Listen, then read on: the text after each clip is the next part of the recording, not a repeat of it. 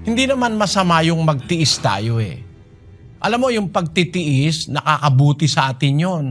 Gaya nung sabi ni Balagtas. Ang laki sa layaw, karaniway hubad. Sa bait at munit, sa hatol ay salat. Masaklap na bunga ng maling paglingap, habag ng magulang sa irog na anak. Ano mangyayari pagka lumaki ka sa laya, wala kang kahirap-hirap?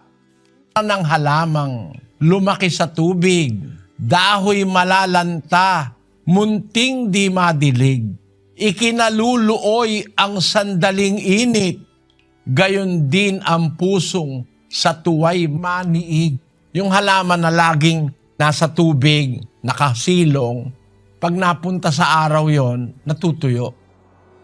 Ang ibig lang sabihin ni Francisco Balagtas dyan, maganda sa tao yung nahihirati sa hirap, nasasanay ka.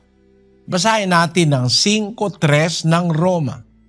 At hindi lamang gayon, kundi naman nangagagalak tayo sa ating mga kapighatian, na nalalamang ang kapighatian ay gumagawa ng katiyagaan, at ang katiyagaan ng pagpapatunay, at ang pagpapatunay ng pag-asa.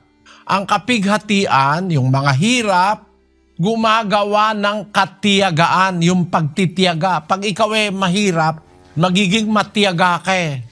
Dahil gusto mong mabuhay, gusto mong maitaguyod ang pamilya mo, magtitiyaga ka. Kung may alam kang aral ng Diyos, hindi ka malulungkot. Nagagalak tayo sa ating kapighatian sapagkat nalalamang ang kapighatian ay gumagawa ng katiyagaan. At ang katiyagaan gumagawa ng pagpapatunay, napapatunayan na ikaw ay talagang matiyaga, matiisin sa hirap, at ang pagpapatunay gumagawa naman ng pag-asa.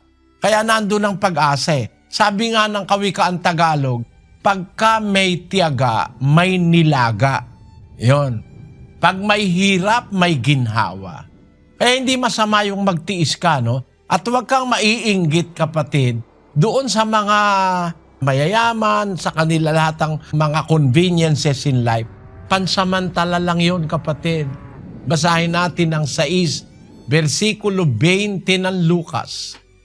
At itiningin niya ang kanyang mga mata sa kanyang mga alagad at sinabi, mapapalad kayong mga dukha, sapagkat inyo ang kaharian ng Diyos. Mapapalad kayong nangagugutom ngayon, sapagkat kayo'y bubusugin. Mapapalad kayong nagsisitangis ngayon, sapagkat kayo'y magsisitawa. Mapapalad kayo kung kayo'y kapuotan ng mga tao, at kung kayo'y ihiwalay nila, at kayo'y alimurahin, at itakwil ang inyong pangalan na tila masasama dahil sa anak ng tao. Mangagala kayo sa araw na yaon, at magsilukso kayo sa kagalakan, sapagkat narito ang ganti sa inyo'y malaki sa langit, sapagkat sa gayon ding paraan ang ginawa ng kanilang mga magulang sa mga propeta.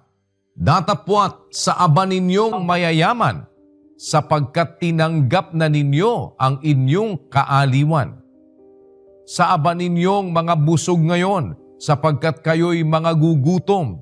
Sa aba ninyong nagsisitawa ngayon, sapagkat kayo'y magsisitaghoy at magsisitangis. Kapatid, huwag kang maiinggit doon sa mga yon. Bayaan mo lang. Ang buhay ngayon sa mundo, temporary lang yan eh. Merong ibang buhay na ipinangako ang Diyos. Yun ang buhay na walang hanggan. Kung saan, lahat ng naagrabyado, lahat ng mga inapi, lahat ng mga taong nanghirap, gagantimpalaan naman ng Diyos. Kaya mas maganda, kapatid, magtiis. Talagang ganon. At tinan mo ako, nag-umpisa akong magtrabaho, magnegosyo, 12 anyos.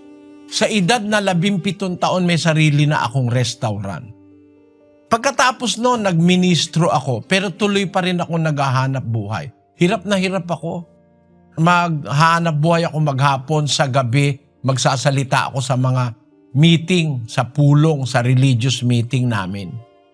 Umaga akong babangon 4:00. Meron kasi kaming tindahan, may restaurant kami, may tinda kami. 4:00 pa lang madaling araw, gising na ako. Hanggang 6:00 ng hapon nagluluto ako. Magpapahinga lang ako ng 1 oras, maliligo ako, tapos mga bandang 7:00, pupunta kami sa pagpupulong. Nangangaral ako ng salita ng Diyos. Isipin mo, 17 anyos ako noon.